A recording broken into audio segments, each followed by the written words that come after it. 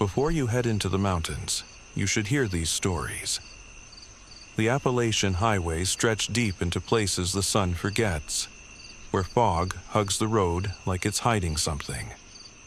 Over the years, countless travelers have vanished, heard whispers on the CB, or pulled over to find their own name carved into a wooden cross. These are 10 of the most disturbing true Appalachian highway horror stories ever told, and I dare you to watch until the end. If you enjoy these stories, hit that like button. It helps this video reach more horror lovers like you. Comment where you're watching from. Every viewer is part of my horror family, and I want to know where my family is watching from tonight.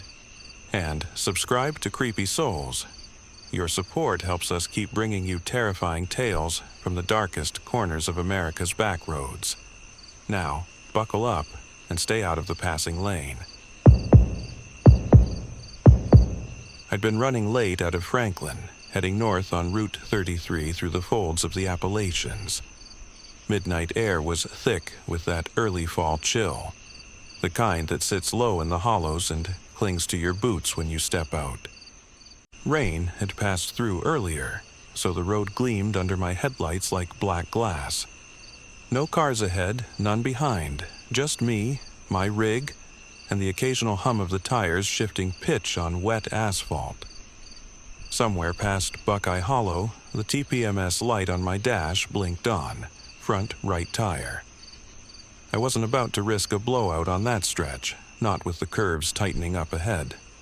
So I pulled off onto the gravel shoulder. Engine idling low, hazard lights ticking like a heartbeat. When I stepped out, the smell hit me.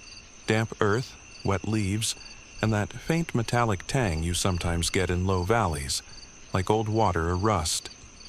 The trees rose dark and quiet on both sides, tall and crooked, their bare branches clawing at the fog. I crouched, checked the tire with my flashlight. It looked fine. Pressure felt normal when I pressed the sidewall, maybe a sensor glitch. That's when I saw him. To my right, maybe 20 feet down the shoulder, a man, standing perfectly still. No car, no flashlight, just there. Half in the fog, half in shadow, facing the road, facing me. I froze. He didn't move, didn't even flinch when my flashlight swept toward him. Just stood there like a silhouette cut from the trees. I blinked. He was gone. I stood up fast, heart thumping. The shoulder was empty. I walked a few paces forward, sweeping the light side to side, nothing but mist rolling off the slope, trees closing in like black ribs. I told myself it was a trick of the fog. I hadn't slept well the night before. Long hauls catch up to you. Maybe it was a reflection, or an old signpost. Maybe. I walked back to the cab, shook it off, climbed in. But the moment the door shut, I noticed something off. The passenger door light was on, and the seatbelt was buckled. I hadn't had anyone with me. I don't pick up riders. That seat hadn't moved in weeks. I stared at it. Buckled tight, as if someone was sitting there. I reached over and unlatched it slowly, hearing the soft metallic click. The belt pulled back into the slot like it always did. Smooth. Normal. Too normal. I sat there for a minute, engine rumbling beneath me, rain starting to spit against the windshield again. Then I reached over and locked the passenger door. I didn't drive right away. I just stared ahead, watching the fog thicken in the mirrors, listening for something I couldn't name. I didn't tell anyone about what happened that night, just kept driving. Got to Charleston by morning, unloaded the shipment like nothing was off. But for the next few days I kept catching myself glancing at that seat. Like something had changed in the cab. Like it wasn't my space anymore. 3 days later, I stopped at a small truck plaza just outside, Elkins, one of those older places that's mostly gravel and vending machines. I pulled in to grab coffee and walk the legs out. And when I came back, there were muddy footprints on the passenger side floor mat. Just 2. one slightly ahead of the other. Boots, not mine, dried mud, dark brown, almost red in the sunlight. I left the door open for a while, just staring at them. No one had touched the rig. My doors were locked.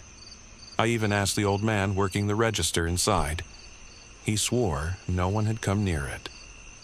I cleaned the prints with a wet napkin, threw it in the trash, and told myself it didn't matter.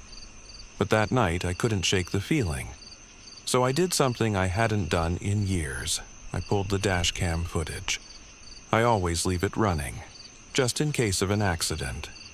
But I never really watched it, just overwrite the files week after week. I fast-forwarded to that moment on Route 33, just after I pulled over. The footage showed me stepping out, flashlight in hand. A minute passed, and then the passenger door opened. I didn't see how. No hand, no body, no movement near it. It just swung open slow, like something gently pushed it. Then the seatbelt pulled across the empty seat, like it was being buckled from the inside. I paused the video. My own breath sounded loud in the cab. I tried to play it again, slower, frame by frame. That's when I saw it. A reflection, faint, in the passenger side mirror. Just for a split second. The shape of a man standing behind the truck, head slightly tilted, not close, not clear, but he was watching. And then he was gone. I shut off the footage, deleted it. I didn't want to know more. I drove the rest of that haul without stopping except for fuel. Slept with the dome light on, haven't taken Route 33 since. I even replaced the seatbelt unit entirely, swapped the sensor and buckle. But sometimes, when I'm alone on the road, dead of night, fog thick on the highway, I glance over, and the belt's sitting there, buckled, tight, like someone's riding along. I'd been through Gauley Bridge more times than I could count. That winding route along the Kanawha River had become second nature over the years, part of my usual haul from Beckley up toward Summersville. It was the kind of drive where your brain half checks out, where the turns and slopes feel like muscle memory. This time was different. It was late afternoon, mid-October. Fog clung low in the valleys like smoke, and that blue-gray light had already started to settle in, the kind that flattens the land and makes everything feel colder than it is. I'd stopped for coffee at a gas station near the bridge, stretched my legs, got back in the cab. No different than usual. But 10 minutes up the road, I saw a sign I don't remember ever seeing before. Mountain access, alternate Route 43B, arrow pointing left, with a rusted metal guardrail, and an old service road curling up into the trees. I blinked. 43B? Not on my usual route, not on any map I'd ever noticed. I pulled over and double-checked the GPS. It didn't even register the road. Just a blank offshoot into the woods. But traffic had backed up ahead, some utility work, blinking cones and all, and I figured maybe it was a local cut-through. Something new or old, hard to tell in these hills. Sometimes they don't mark the roads at all out here, so I took it.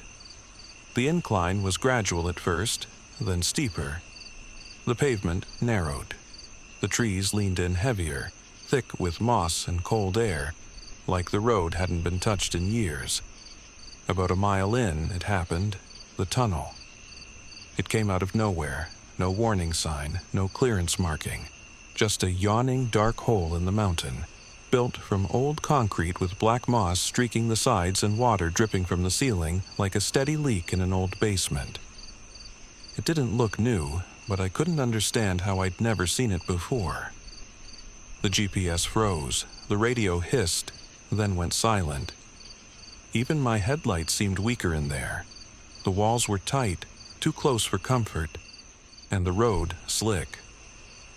I kept both hands on the wheel, trying not to focus on the way the sound changed inside. Not like a tunnel hum, more like being underwater, muted, slow. It only took a minute to get through. 2, max. But when I came out the other side, something felt wrong. The light had changed, dimmer, orange-hued, like sunset. I looked down at the dash clock. 6:41 p.m. It had been 4:38 p.m. when I'd pulled onto the detour. I stopped the truck, just sat there, watching my breath fog the windshield, heartbeat drumming in my ears. I checked my phone, same time. Even the call log had reset. No service, no missed alerts. Somehow, 2 hours had passed, and I hadn't gone more than a mile. I turned around. The tunnel was gone. I know how that sounds, like I was tired, like I dozed off or taken a wrong turn. But I've been hauling routes through the Appalachians since my 20s. I know these roads. I know when something isn't right. I drove until I reached the next familiar turnoff, a side road that should have put me within 10 minutes of Kessler's cross lanes. But nothing looked right. The roads were rougher. Signs looked older, faded. One was completely rusted over. The trees were bare, even though we weren't into the deep cold yet. Then I passed an old gas station, the kind with boarded windows and a tilted ice chest out front. I almost didn't notice it. But the thing that stuck with me? The logo on the sign. It was for a fuel brand that shut down in the 90s. I pulled over again, got out. The air felt heavier, like rain had just passed or was about to. Everything was wet. I walked around the truck, tried to shake the tension out of my neck. I heard something then, not loud, just constant. A low dripping sound. I turned and saw it. Dripping from the passenger side mirror. A steady line of water, thick and dark, like it had followed me out of the tunnel. There was no rain above, nothing on the roof. Just that slow drop, like something was still clinging to the metal. I wiped it with my sleeve. It smelled like old pipe water, moldy, metallic. I got back in and drove, no music, no radio. Eventually, I made it to a diner just outside Richwood. The parking lot was cracked, but it had lights on. I parked and sat there for a while before going in. Inside, I asked the woman behind the counter what time it was. She glanced at the wall clock. Almost 7:20. I nodded. Then I asked if she knew of a tunnel, somewhere between Gauley Bridge and here. Short, old, maybe part of a mountain access road. She just stared for a second, then shook her head. There's no tunnel on that side. Closest one's past Ansted, and that's been shut down for years. Collapsed. I didn't say anything else. I paid for coffee and left. That was 3 weeks ago. I've gone back twice now. Tried to find the road again, the turnoff, but it isn't there. No sign, no guardrail, no road, just uninterrupted tree line. But here's the part I can't shake. Since that day, every time I check the truck, clean the windows, restock, whatever, the passenger side floor is always damp, not soaked, just a single dark patch like water from a boot. I drive alone. No one's ever in that seat. And sometimes, just as I'm falling asleep in the cab, I hear it. That same steady dripping. Somewhere just out of sight. Still counting time I can't account for. I've run delivery trucks through the spine of the Appalachians for nearly 20 years. There's not a road, pass, or gravel turnoff between Beckley and Wytheville. I haven't been down. Day, night, rain, snow. These hills have a way of turning on you, though. Familiar can get strange real fast. It was late September when it happened. Crisp air, that time of year when the mist settles low in the mornings and doesn't always burn off by afternoon. I was coming down a 2-lane outside of Rattlesnake Gap, just a quiet, narrow stretch through the hills. No cell service, no homes for miles. Trees pressed in close. Damp gravel shoulder, no traffic. The fog rolled thick that evening. Heavy, like someone pulled a curtain over the mountains. You know it's bad when even your high beams make things worse. Felt like I was driving into cotton. The road ahead barely existed. I was about to call it and pull off at the next turnout when I saw her. She came into view like she'd stepped out of the fog itself, barefoot, wearing a white dress that hung loose on her like it didn't fit. She was waving both arms, frantic. Pale skin, hair plastered to her face from the damp. Her mouth moved before I even rolled to a stop. "Please," she gasped. "You have to help. My brother's trapped. We crashed. He can't get out." I opened my door without thinking. "How far?" I asked, already scanning the shoulder for a flipped vehicle, busted guardrail, anything. She pointed back toward a bend maybe 50 feet behind me. "Right there. Please, it's getting cold." But when I turned to look, the road behind me was bare. No lights, no skid marks, no debris. Just fog curling low across the asphalt and pine needles. I jogged that way, boots thudding dully on the wet ground. Nothing, no sign of any crash. I turned back. She was gone, just gone. I called out, "Hello, ma'am?" My voice didn't carry. It got swallowed up in the mist. That's when I smelled it. Rotten eggs, sharp, sulfur. It came fast, out of nowhere. Thick and acrid in the hair like something was burning underground. I covered my nose, scanned the woods for a downed line or busted propane tank. Still nothing. The road was empty, silent. The woman, the car, the crash. It had all vanished in seconds. I walked back to my truck, slower this time. The interior light was still on. Door still cracked open from where I'd jumped out. But something felt off. Like the seat was warmer than it should have been, like someone had just been there. I sat in the truck for a long time before starting the engine again. Didn't turn on the radio, didn't check my phone. Just listened to the engine idle while the sulfur stench lingered faintly in my clothes. Eventually, I pulled back onto the road, drove slow. That night, I barely slept. Next morning, I asked one of the guys at the Ritchie's freight yard, older man named Dwayne, been working these routes even longer than me, if he knew of any wrecks near Rattlesnake Gap.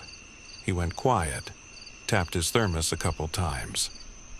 "You see something out there?" I nodded. A woman said her brother was trapped. No crash, no car. She was barefoot, white dress. He didn't blink, just said, "That part of the ridge's seen bad things. Always fogged in. Don't stop there if you can help it." That should have been the end of it. But it stuck with me. 2 days later, I was driving the same stretch. Fog again, not as thick, but enough to put me on edge. I passed the same bend, slowed down. The air got colder, denser. And just for a second, I thought I saw the outline of something off the road. Not a car, but maybe a rut in the weeds. Deep, like something heavy had sat there. I pulled over. The grass was matted down in a wide arc, tire width. And when I looked close, I saw something small and white near the edge of the embankment. It was a shoelace. Clean, unbroken, still looped, like it had been tied and slipped off. I didn't pick it up, just stood there staring at it, heart crawling up my throat. The smell of sulfur faint but returning, just enough to sting the back of my nose. Back at the cab, I checked the passenger side floor, almost without thinking. There was a faint print in the mat. Small, barefoot, toes clearly outlined in road grit and mud. My seat was still dry, but the air inside smelled like rain and cold sweat, like someone had sat there long enough to leave part of themselves behind. I drove all the way to Charleston with the windows cracked, trying not to look at the seat beside me. I've tried not to tell this story too many times. Most folks roll their eyes or make ghost jokes, but I don't think what I saw was a ghost, not in the movie sense. It was something worse, something trapped. Whatever happened at that bend, whether it was years ago or just in my head, left an echo. A moment stuck in the fog, playing on loop, waiting for someone to stop. I don't drive Route 41 through Rattlesnake Gap anymore, not even in daylight. But every now and then I'll pass someone broken down at the edge of the road, waving. And I don't stop. Not anymore. Not since the smell. Not since the barefoot print. I've lived most of my life winding through the hills of southern West Virginia. Grew up in Bluefield. Hauled scrap, plumbing supplies, fuel tanks. Whatever paid enough to keep the lights on. I know these roads like the lines on my hands. Or I thought I did. That night, I was running a late delivery from Welch back toward Princeton, cutting through a stretch near Elkhorn I don't usually take after dark. There's a side route there, real narrow, barely paved. Used to be part of the main road before the bypass came through. Folks call it Old 52. It's slower, quieter. I only stopped because my fuel gauge dipped lower than expected, and there's a little off-brand station out that way. No sign, just one old pump under a yellowed floodlight buzzing with moths. It was dead quiet when I pulled in. The gravel crunched under my tires as I rolled to a stop. Trees loomed close behind the lot, their branches like brittle fingers reaching down. The air smelled like wet bark and diesel fumes. The building was boarded up, but the pump still worked, probably gravity-fed from an old underground tank. I was halfway through filling up when I heard tires behind me, slow and deliberate. A car turned in off the road and rolled to a stop at the other pump. It was a sedan. Early 60s, maybe a Dodge or a Plymouth, hard to tell in the dim light. Dull blue, rust around the wheel wells, the kind of flaking you only get after decades sitting in humidity and shade. But it wasn't the car that bothered me. It was the license plate. West Virginia. But the design was ancient. White letters on a black background, flat, stamped. No barcode, no state outline, no expiration sticker. That style hadn't been issued since the Kennedy administration. I stared for a second, waiting for the driver to step out. But the door never opened. I squinted toward the windshield. There was no one behind the wheel. Not slumped, not hidden by glare, no shape at all. The driver's seat was completely empty, and the car was running. The headlights were off, but the engine idled low, a rough, choking rhythm. Smoke puffed from the tailpipe, not white like cold exhaust. Dark, almost blue. I backed up a step, pump still in my hand. My brain tried to explain it. Maybe someone was lying flat across the seat. Maybe they slipped down. Medical emergency, maybe. I circled toward the passenger side cautiously, watching for movement, keeping one foot on gravel. That's when I noticed the interior. It was stripped. No seats, no dash, no steering wheel. Just rusted metal and wiring inside, like the shell of a car dragged out of a ravine. But the engine was still running. I didn't touch it. I didn't even finish fueling. I just pulled the nozzle, dropped it clumsily into the cradle, and got back in my truck without looking back.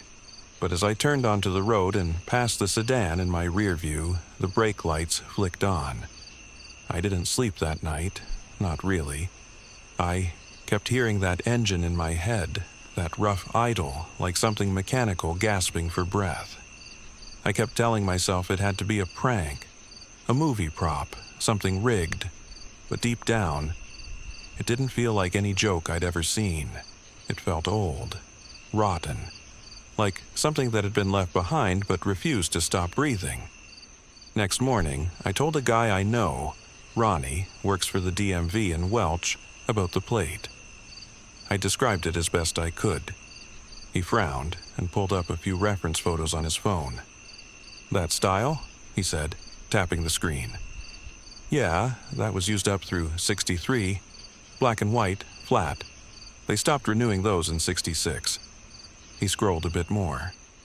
"Anything weird about the number?" "Just 3 digits, I said. No letters." He stopped scrolling. "3 numbers? Not 6? I nodded. He went quiet.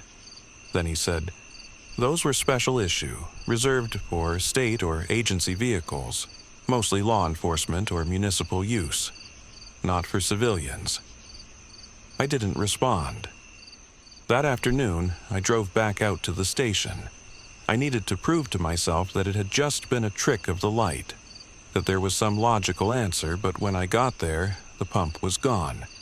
The lot was overgrown, grass growing through the gravel, ivy crawling up the boarded windows. No fresh tire tracks, no oil stains. It looked like it hadn't been used in years.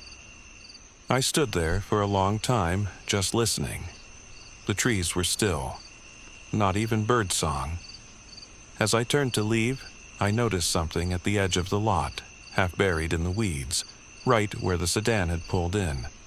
A license plate, black background, white numbers, just 3 digits, bent, rusted, edges curled like old bark. I didn't pick it up. I just walked back to my truck, shoes heavy with mud. That was 4 weeks ago. Since then, I've had 3 separate people tell me they've seen an old blue sedan on remote roads between Elkhorn and Panther. Always parked, always running. Never anyone inside. One woman said it pulled up behind her at a 1-lane bridge. She waited for it to cross, but it never did. When she got out to check, it was gone. I don't take old 52 anymore. Don't stop at rural pumps unless I absolutely have to. And yet, some nights when I'm driving late, I'll catch a flicker of movement in the mirror. Dim headlights hanging too far back to be seen, but close enough to feel. And always the same sound. That low, sputtering engine. Still running. I've been driving these mountain routes for almost 20 years. Long enough to know every curve of I-77 through southern West Virginia. Every narrow shoulder, every rest stop tucked into the fog. My rig feels like a second home, and most nights the hum of the highway is the only thing that keeps my head quiet. But there's one stretch I've never gotten used to, near mile marker 147, just north of Bluefield. Doesn't matter if it's day or night, rain or clear. Something about that spot always feels off. The trees sit too close to the guardrail, like they're leaning in. The light gets swallowed by them. And my dog, a little mutt named Daisy, who rides everywhere with me, always starts whining before we get there. Every single time. At first, I figured it was the echo of the tunnel a few miles back. Sound carries weird in these hollers. But by the time we'd hit that marker, she'd be shaking, pressing herself down under the passenger seat, ears pinned flat, tail tucked tight, and she'd stay like that for miles after. It happened enough that I started noticing other things. The radio would fuzz for a second right as we passed the marker. The CB crackled, no voices, just a burst of static. Sometimes my headlights dimmed a little, like the power dipped for half a breath. You notice patterns out here. It's how you stay alive on back roads and in mountain fog. A few weeks ago, after another long haul, I decided I was done ignoring it. The night was cold, fog lying thick in the valleys. The clock read 12:47 a.m. when Daisy started whimpering, right on cue. We were coming up on 147, the green reflective sign barely cutting through the mist. I told myself it was just a damn sign, nothing more. Still, I pulled over. The shoulder was narrow, gravel wet from earlier rain. I put the flashers on, stepped out, and the cold hit me hard. That damp Appalachian cold that clings in your lungs. The smell of pine and diesel hung low. Daisy barked once inside the cab, a sharp, high sound, then went dead silent. My flashlight beam cut through the fog and hit the guardrail. That's when I saw them. Scratches. Long ones.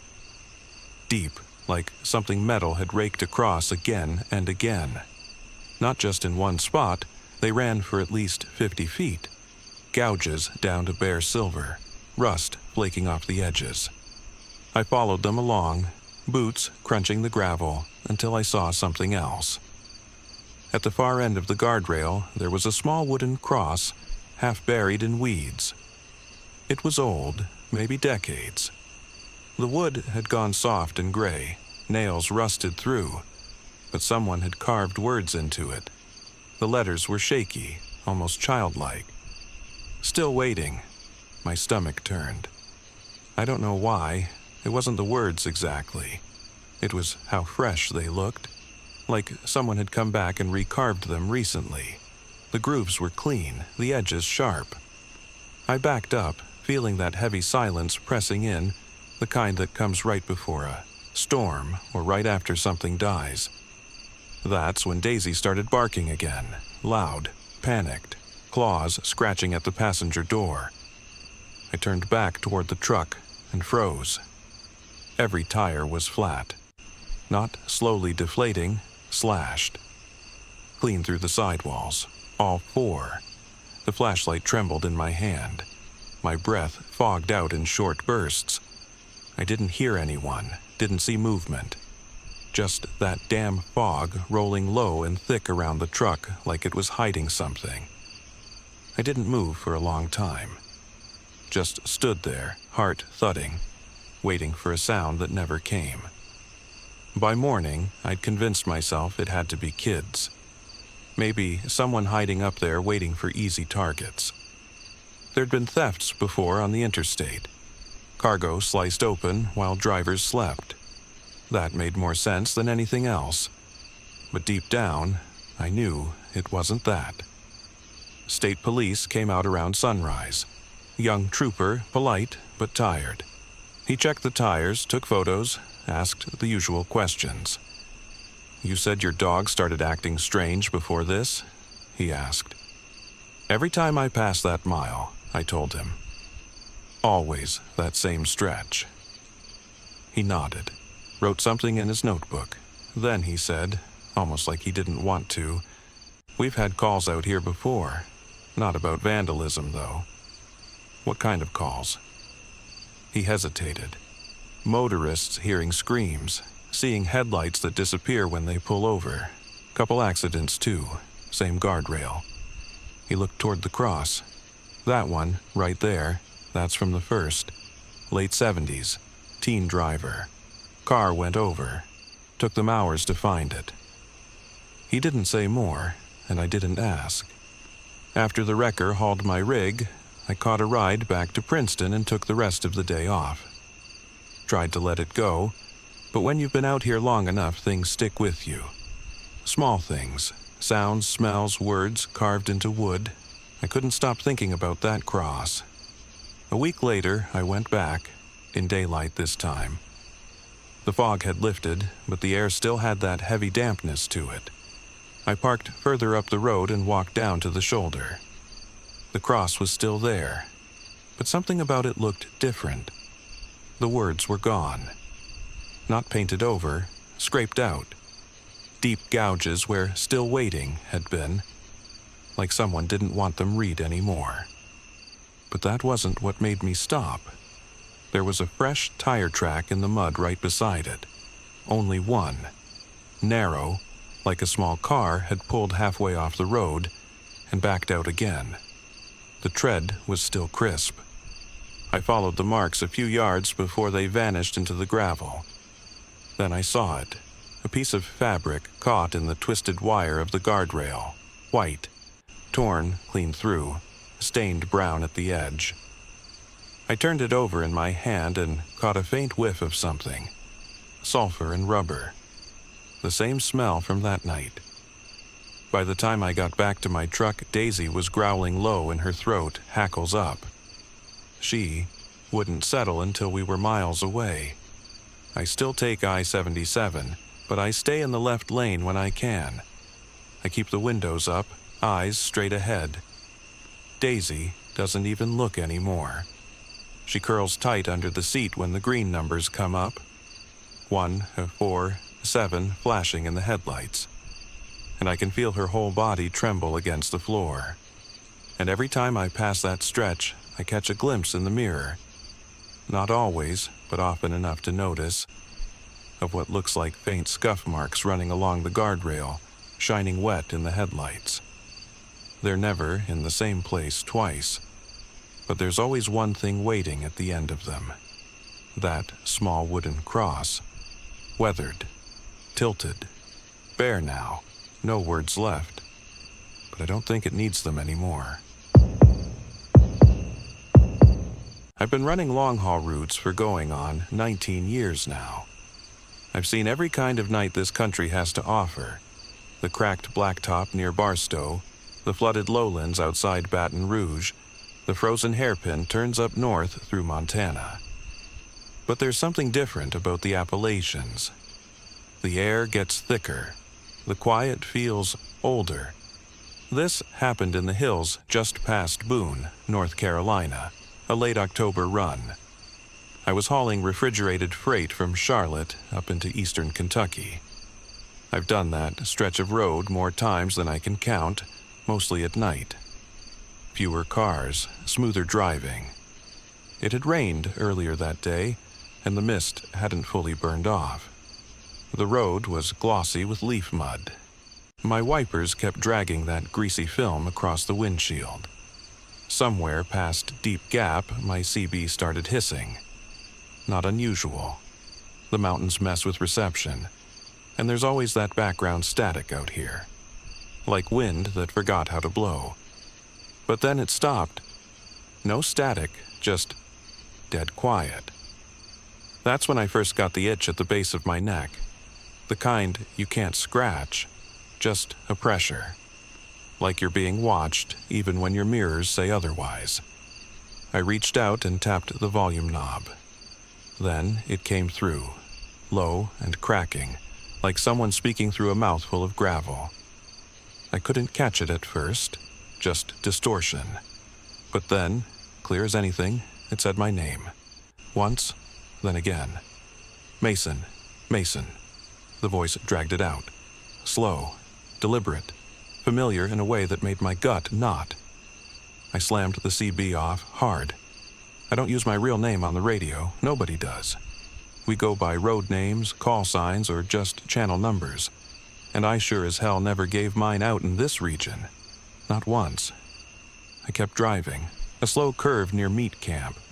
Fog pressing against the glass like wet cloth. I could hear the hum of my tires over the road, the gentle sway of the trailer behind me. Then the CB hissed on again. It was off. I know I turned it off, but there it was. That voice again, clearer now.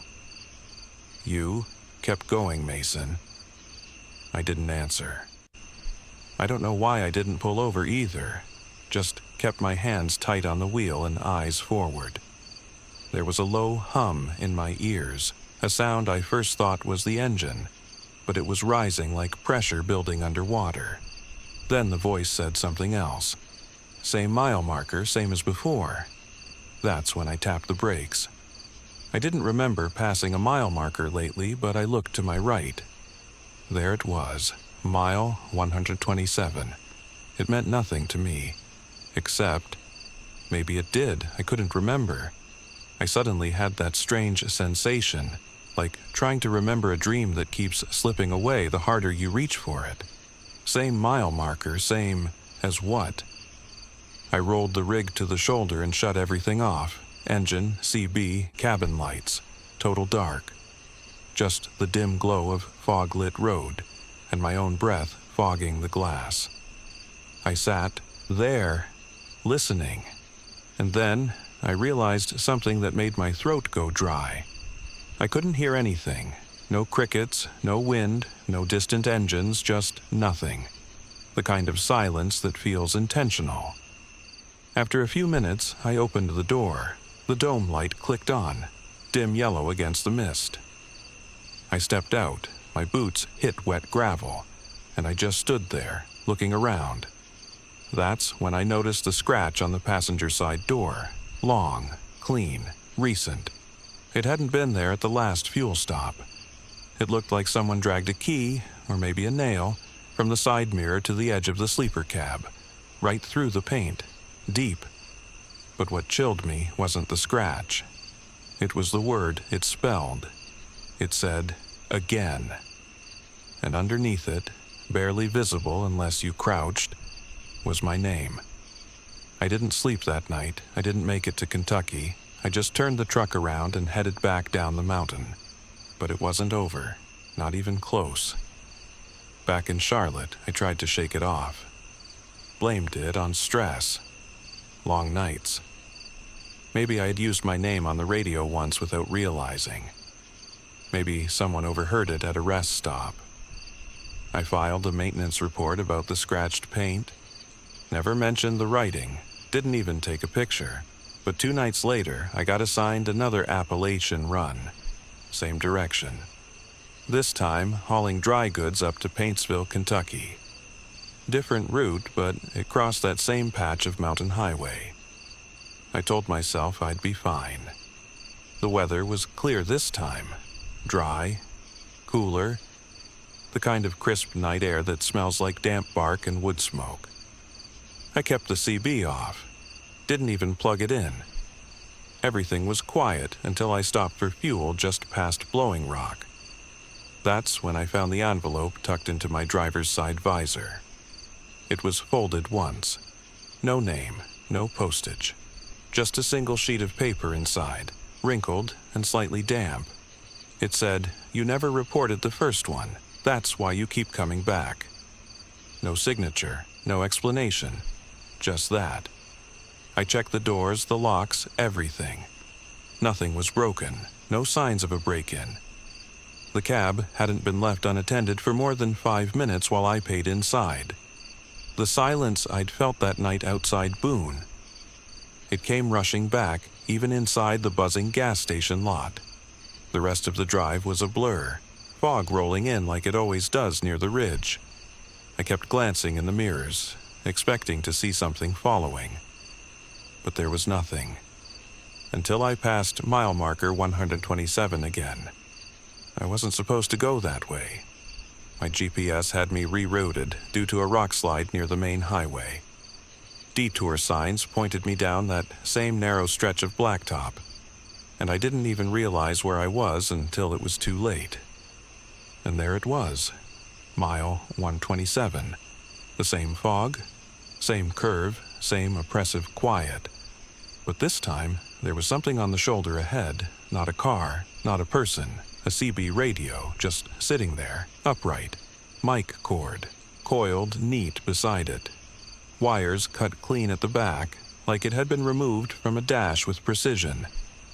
I slowed the rig and stared at it as I rolled past. That same pressure in my chest, that itching silence behind the ears. And then, for just a second, a flicker in the side mirror, I thought I saw movement in my own sleeper cab, like someone shifting behind the curtain. I didn't stop, didn't look back. I drove the rest of the route in silence, shaking. When I delivered the load, I told dispatch I wasn't taking Appalachian routes anymore. Made up a family emergency, but they still call sometimes. Offer me short runs to Boone, Bristol, Charleston. I always say no. And yet, every once in a while, I wake up in the middle of the night and swear I hear it again. That crackling hiss from the CB. A voice just beneath the noise. Sometimes it says my name, sometimes it says again. But the worst was last week, when it didn't say anything at all. It just played back a recording of my own voice. Calling out, "Breaker 19, this is Mason. Anyone got ears on the 127? I never said that, not once, not yet. And I don't know if I ever did, or if I already did, but I haven't touched that CB since. And I don't drive nights anymore. Not through the mountains, not past Boone, never again. I've been hauling loads across the Appalachians for most of my life. The kind of work where you learn to trust your instincts more than your mirrors. Long nights, sharp turns, fog so thick it chokes your headlights. You get used to silence out here. You learn not to spook easy. But I don't take the Monroe Run anymore. Not since last fall. It was a Tuesday night sometime after 10.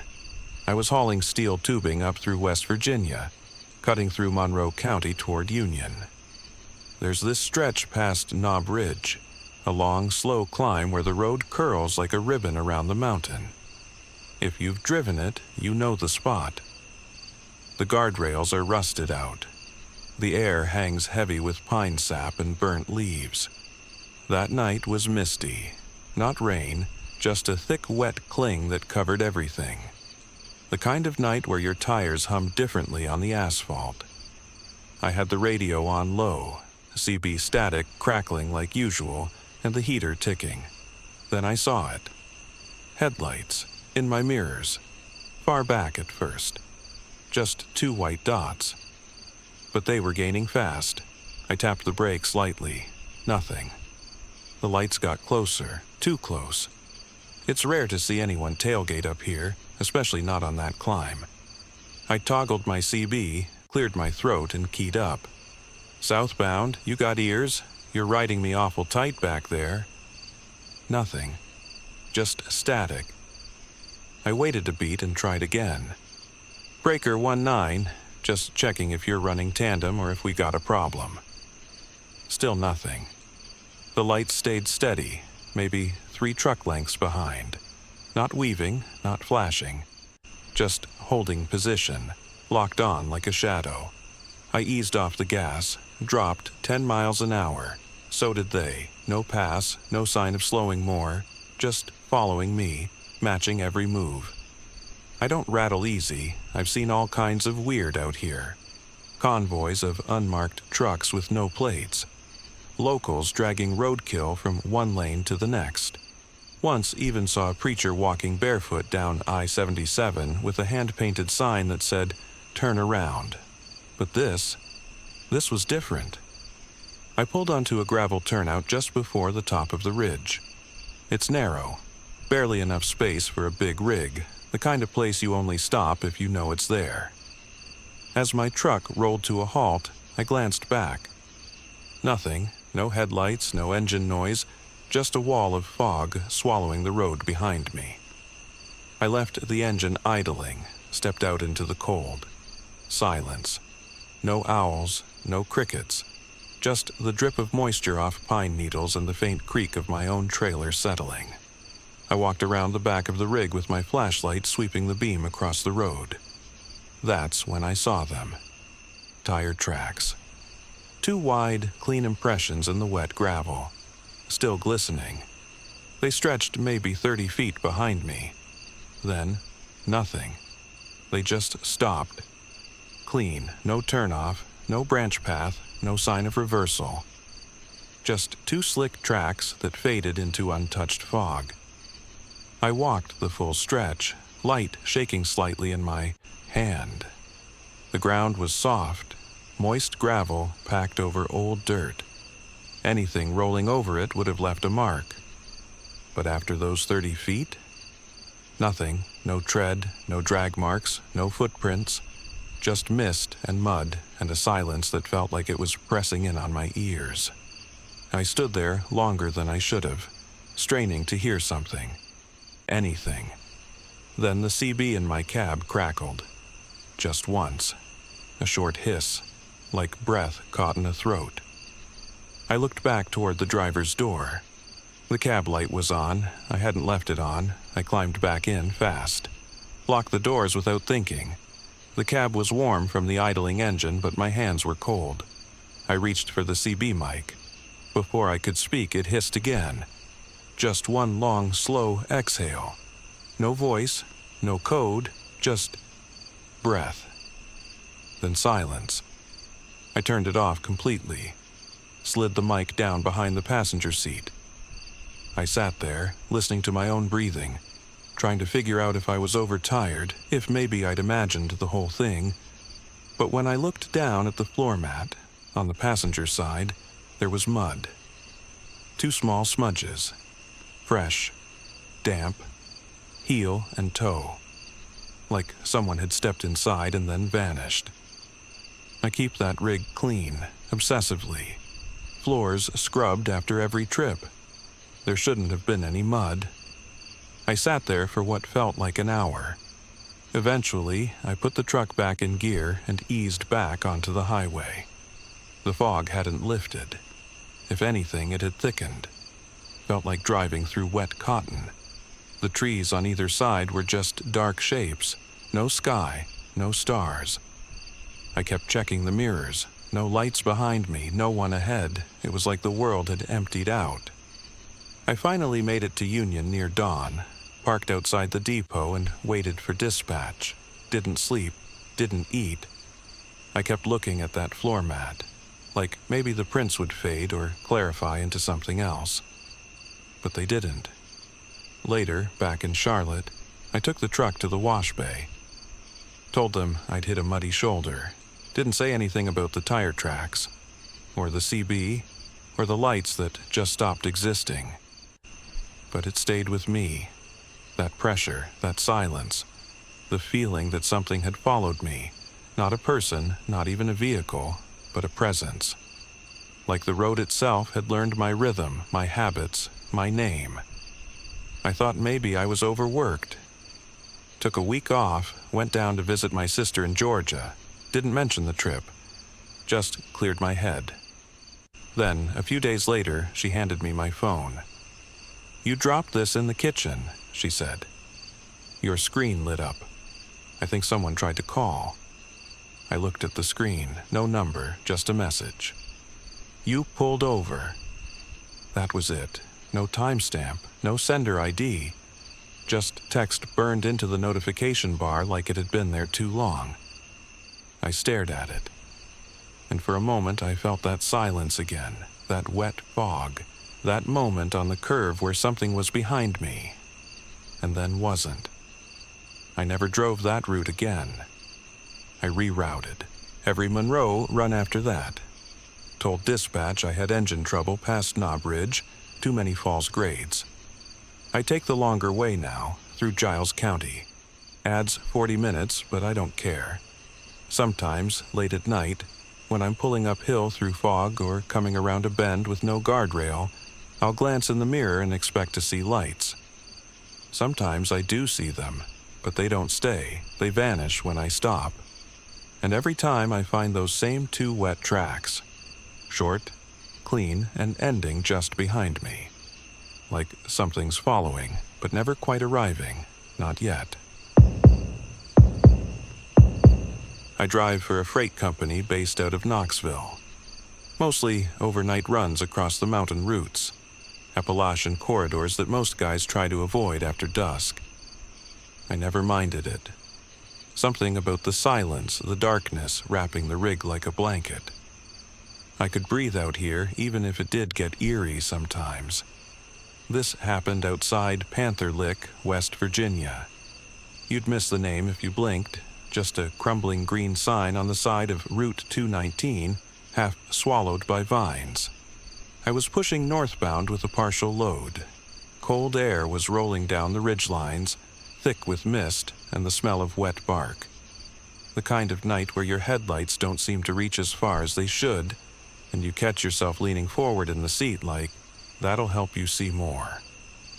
My GPS lost signal somewhere near Droop Mountain. Happens often out here, especially when the fog settles low. So I pulled over just past a bend, a quiet patch with no other headlights for miles, and took out my paper atlas. That's when I saw it. A reflective sign glinting just ahead in the mist.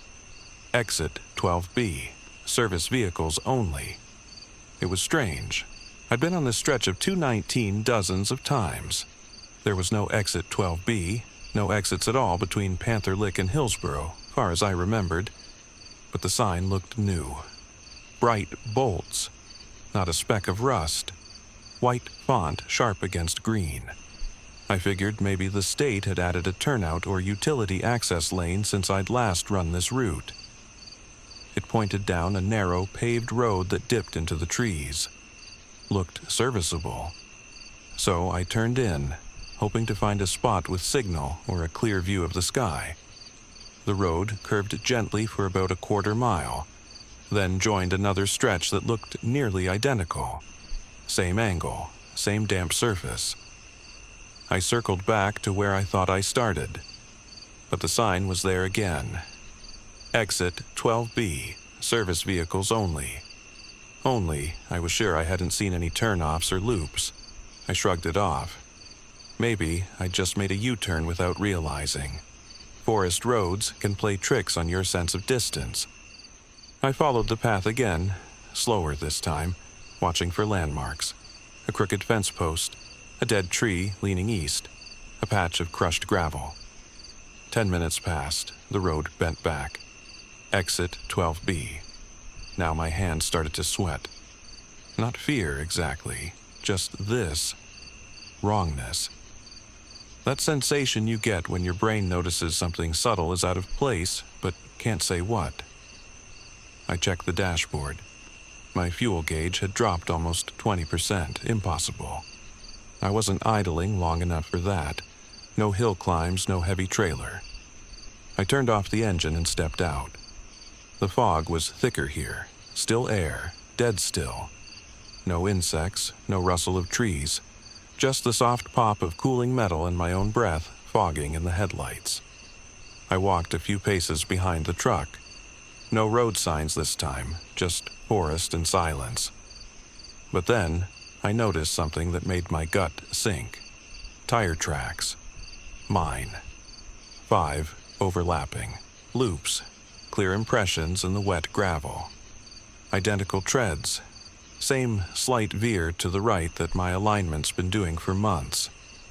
Each pass tight, precise. I had been circling the same patch of road over and over, and I never noticed. I climbed back in and shut the door harder than I meant to. My hands were shaking. I turned the key.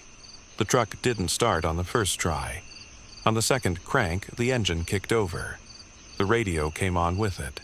A voice, distant, tinny, half buried under static. Exit 12B, check in. Then silence. I hadn't touched the radio. I shut it off. Let the truck idle, gripped the wheel and tried to breathe through the pressure building in my chest. That was when I noticed the strangest thing of all. My watch had stopped. Exactly 13 minutes ago, the second hand was ticking, but the minute hand hadn't moved. I told myself I was tired. That mountain air messes with your head sometimes. Fog can distort distance. Dead radio channels can bleed old chatter from other rigs.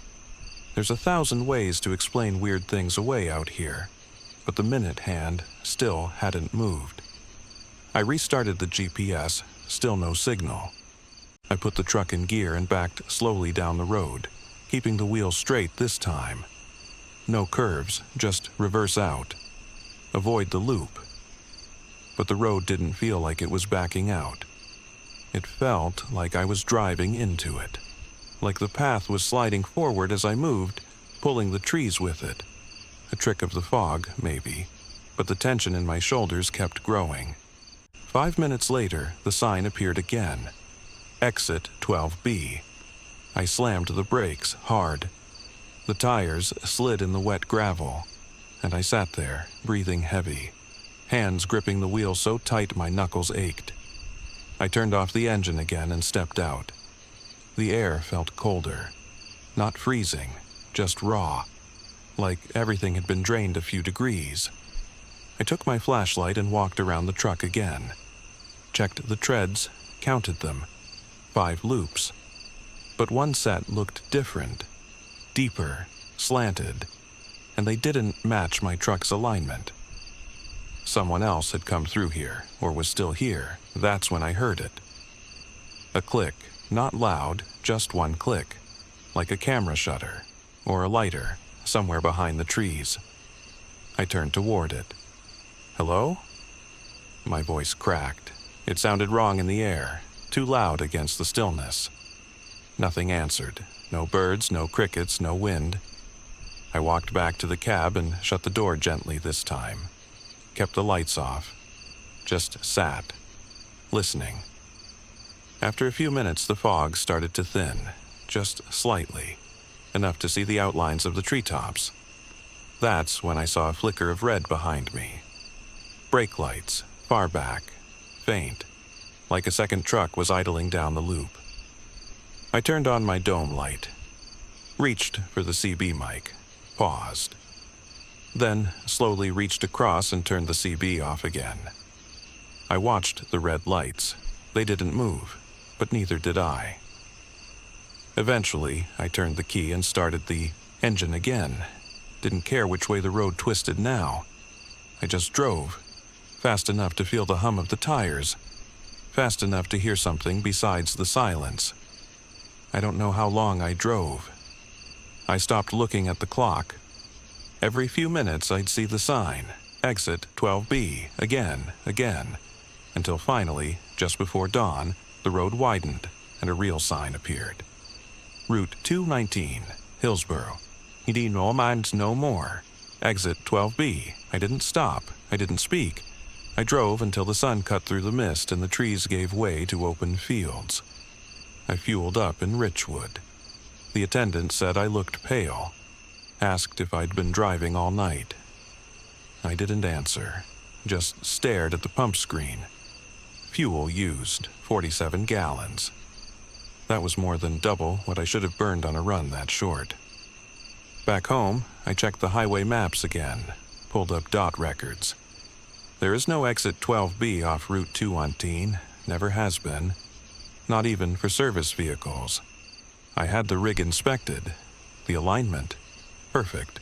No rightward pull, no tread wear to explain those overlapping tracks. And here's the part that won't leave me. I got my dash cam footage back from that night. It's clean, almost.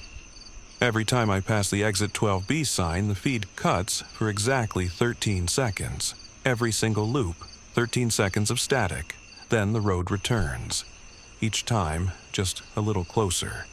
Each time, my own brake lights, already on. Like I was already there, already stopping, already looping. I still take mountain runs, but not near Panther Lick, not anymore. I don't look for shortcuts, and I never stop to check directions.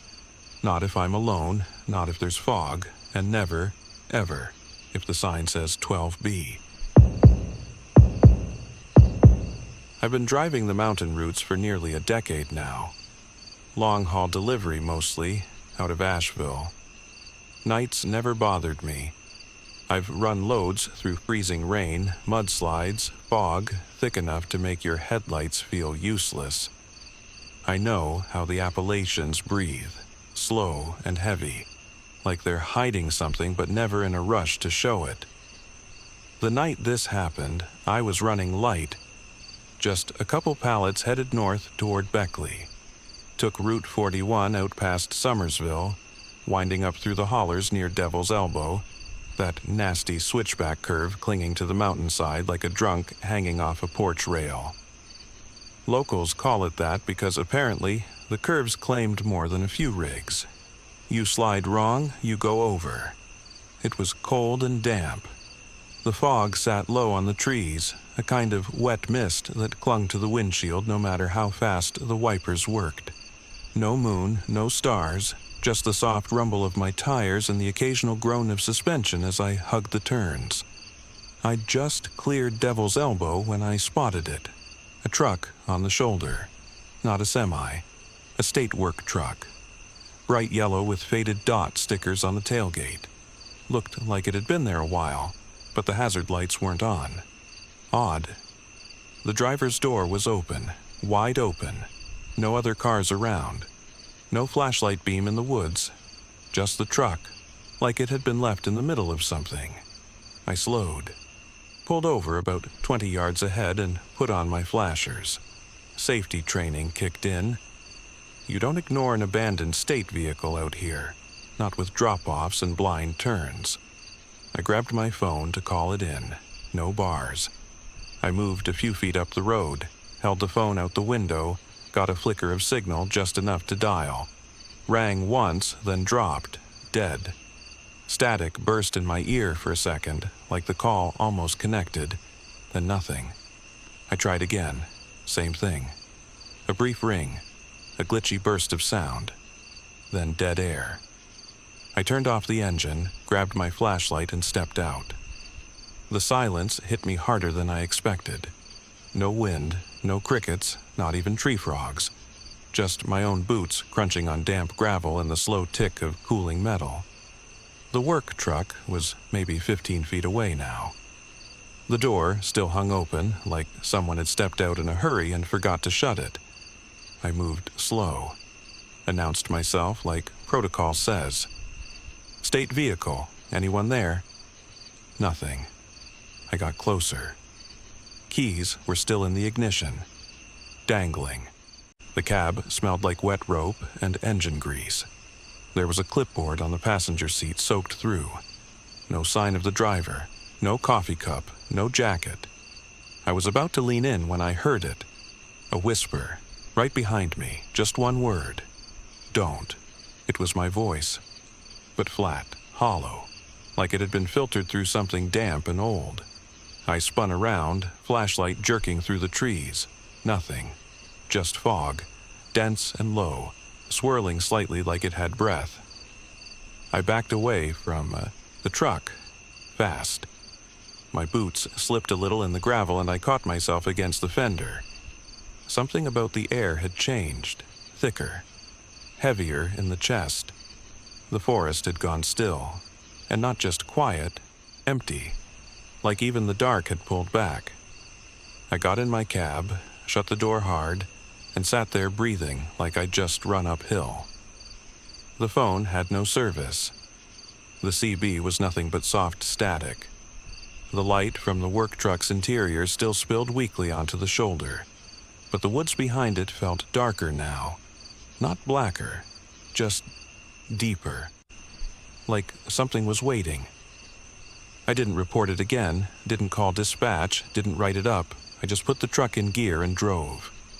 But that whisper stayed in my ears long after I left that curve. And I've heard it since.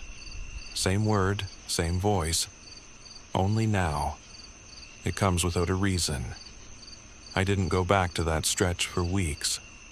When a reroute came through dispatch that would have taken me near Devil's Elbow again, I declined. Said the truck was making noise in third. They gave the load to someone else. I didn't feel guilty, but the memory didn't fade, not like the others. I tried to reason it out. Maybe I heard my own echo, maybe I was overtired. Auditory hallucinations aren't unheard of in sleep-deprived drivers. The silence, just deep woods, the dead call, coincidence. But something about the way it whispered don't, not scared, not urgent, just final. Like a warning you'd already ignored. Then, 2 weeks ago, I passed through Raynell for a short run. No trailers, just cab and chassis. The dispatcher assured me I'd skirt Panther Lick and Devil's Elbow entirely. They were wrong. One of the back roads was washed out. The detour took me straight through Monroe County, right back toward the mountain. As I climbed toward Devil's Elbow, my phone buzzed. It buzzed once, then stopped. No number, just a notification. Don't. That was it. No app attached, not a text, not even in my history. I gripped the wheel tighter, told myself to breathe. Then, I saw it. The work truck, same one. Still there. Same door hanging open, same cab light glowing. Like no time had passed. I slowed, but didn't stop. I rolled past without looking directly at it. But I could feel the open cab window, like an eye on my neck. About half a mile past the curve, the fog rolled in again. Heavier than I remembered. The air inside my cab turned colder. Condensation formed along the windshield, even with the defroster on. I tapped the phone. No service. Checked the clock on the dash. 2:17 a.m. I glanced back at the road and saw another truck parked ahead. Not the same one. This was a white delivery van, hood up, no lights. Instinct told me to stop. Training told me to check. But that voice, my voice, whispered again. Don't. This time it came from the sleeper cab, directly behind me. I didn't turn around, I just stared ahead, frozen. Then something strange happened. The van ahead disappeared. No sound, no blink, just gone, like it had never been there. And suddenly, the road curved again, too soon, like it looped back on itself. I slammed the brakes, heart punching through my ribs. I looked left and saw the same work truck again, same exact spot, same open door. But this time, there were footprints in the mud leading from the cab into the woods. Just one set. Boots, deep, fresh, and a second set behind them. Mine, from that night. I put the truck in gear and backed hard. Got out of there fast enough to nearly tip the axle. Didn't stop again until the lights of Beckley broke through the trees. I didn't report it. Didn't sleep much that night either. Since then, it's been quiet. But the whisper comes sometimes. Random places. Gas stations, rest stops, truck yards. Never loud, never urgent. Just one word, don't. I haven't told anyone. I don't think anyone would believe me. But here's the part I can't shake. Last night I dreamed I was standing in those woods, looking back at my own truck. Door open, cab light on, and from the shadows I watched myself step out. One step, then another. And before I woke up, I heard the whisper again. Clear and close, right behind my ear. Only this time it didn't say, don't. It said, too late. I've driven through a lot of backcountry in my time, but nothing's ever sat with me the way that night near War Creek did. I don't talk about it much. Folks just chalk it up to fatigue or bad memory, and I've learned not to argue. But it happened, and I still can't explain any of it. It was early spring, 2 years ago. I'd been running a standard northbound load, low-volume retail freight out of Georgia, headed for Charleston. All smooth until I hit that stretch of Route 60 east of Raynell. That's where the storm had ripped through earlier in the day, dumping debris across the highway and flooding a couple of bridges. They'd shut it down completely by the time I rolled through. I pulled into a little ranger station near a fire road cutoff. Just a weather-beaten wooden shack with a plywood sign bolted, crooked over the porch. Gawley District Forestry Office. Inside, a ranger in a soaked jacket handed me a printed detour map. No GPS signal up there, so I had to trust it. The guy seemed tired. Smeared name badge, radio clipped to his chest. He circled a route on the paper. Gravel roads most of the way, he said. Winding, but it'll bring you out near War Creek. Just stick to the route. I asked if it was safe for a full-size rig. He nodded without looking up. Barely. So I went. First hour was fine. The map took me past a rundown lumber mill and a series of deep switchbacks. Fog crept in heavy, low to the ground and clinging to the trees like spider webs, the kind of air that makes your high beams useless. The gravel roads twisted like old veins, all wet ruts and tire grooves. At one point, I passed a faded sign for Pine Lick Hollow, half covered in moss. It felt like I was climbing forever. I stopped at a tiny fuel station tucked between two ridgelines just before dusk. Place looked abandoned at first. Rusty pumps, vines crawling up the siding. But when I stepped inside, the bell dinged and a clerk appeared from the back. Young guy, pale, thin, wearing a tattered red flannel and grease-stained jeans. He had that flat, local mountain drawl, soft, almost sleepy. We didn't talk much, just small talk while I fueled up and grabbed a coffee from a pot that tasted like burnt motor oil. I asked if the roads ahead stayed passable. He nodded slow and said, "Should be, long as you don't miss the turn near the old orchard." That was the only orchard I ever saw, and I passed it 3 times. I followed the map. I did, checked every fork, every faded mile marker, but somehow I kept circling. First, it was the orchard again. Same sagging fence, same rusted-out tractor under a collapsed lean-to. Then the fire tower, then the old single-lane bridge with the busted guardrail. Each time I passed one, I slowed down more. Something wasn't right.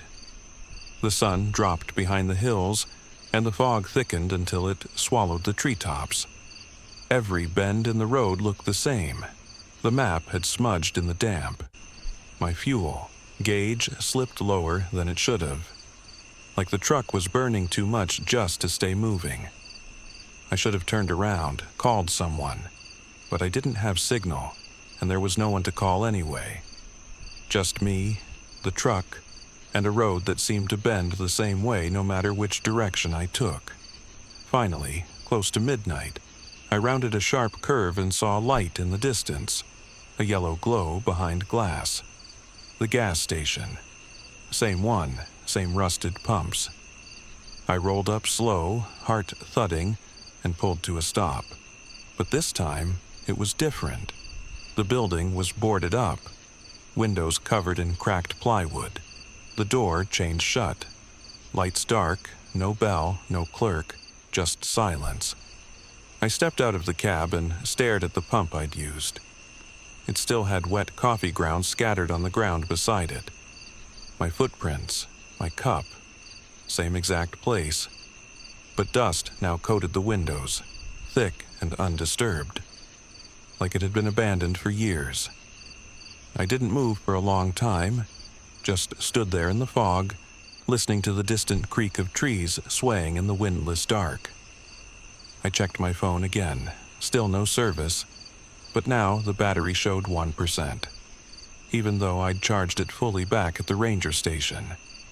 Except when I looked down, there were no tire tracks from my rig on the gravel behind me, just one set. Leading in, none leading out. I don't know how long I stood there beside that boarded-up station. Long enough for the fog to slick my jacket and bead on the windshield. I kept staring at the plywood, waiting for something. Movement, sound, anything. But it stayed still, silent. I climbed back in the cab and turned the key. The engine sputtered once, then caught. Fuel gauge read just above empty. I put it in gear and eased down the road again. No map, no GPS, just the instinct to get the hell out of there. Every curve felt familiar. The same leaning trees, the same hollowed-out creek beds, the same faint whiff of old wood smoke. I didn't trust the road anymore, didn't trust that I was actually moving forward. About 20 minutes in, I passed a rusted-out school bus half buried in brush. That's when the dread set in deep. Because I'd seen that bus before, earlier that evening near the orchard. Same broken back window, same spray-painted letters on the side. Harlan, 96 seniors. But this time, the trees were wrong. The angle of the sun, the slope of the land. It felt like the whole world had turned and the bus stayed in place. I stopped checking the clock. Time didn't feel like it mattered anymore. Eventually, I rolled up on a crossroads. A small wooden sign pointed left. War Creek, 5 Emismigt. The letters were sun-faded and chipped. The whole post leaned like it had been hit years ago and never repaired, but I didn't remember any sign like that on the original map. Still, it was the first thing resembling a destination I'd seen in hours. So I turned. The gravel narrowed, tree limbs brushing both sides of the cab. A mile in, the air changed, thicker, damp, like a cellar. The woods felt closer, trees leaning like they were listening. And then I saw it, the ranger station. Same peeling green paint, same cracked porch step, same tilted sign. But now, the windows were shattered. The door was hanging open. I stopped the truck and stepped out slowly. Inside, everything looked like it had been left to rot. Papers mildewed, desk collapsed under the weight of its own damp. A bird's nest in the rafters. Mud caked along the floorboards. The detour map I'd been given, still pinned to the wall, dry, clean, perfectly intact, with a circle drawn in red ink. I hadn't marked it, but the circle looped around a spot labeled Switchback Hollow. I hadn't noticed that name before. It wasn't on the version I'd carried in my truck, but it was on this one. And under the map, taped to the wall, was a yellowed clipping from a newspaper. 3 drivers missing in Monroe County detour mix-up. No date, no photos, just a list of names. One of them caught my eye. Jacob Finley. The same name stitched on the red flannel the gas station clerk wore. I staggered back, stepped outside into the gray morning light. My rig sat there, quiet. A crow landed on the hood and stared at me with that dead, glassy stare birds have when they don't care if they're being watched. I got in and drove. Didn't stop.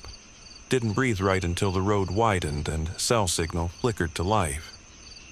I was 30 miles west of where I should have been. No signs of flood damage, no detour. Locals said there hadn't been a ranger station out that way for years. Burned down after a lightning strike. Nobody rebuilt it. They asked me where I saw the gas station. I showed them. They said it shut down in '04 after the owner's son was killed in a wreck. Name was Jacob Finley. Supposedly fell asleep behind the wheel coming back from a night shift. Nobody's opened the place since. I don't take the mountain runs much anymore, not after that. Sometimes I dream I'm still out there, circling that same bend, pulling up to that same boarded-up station, same fog, same silence, no way forward and no way back.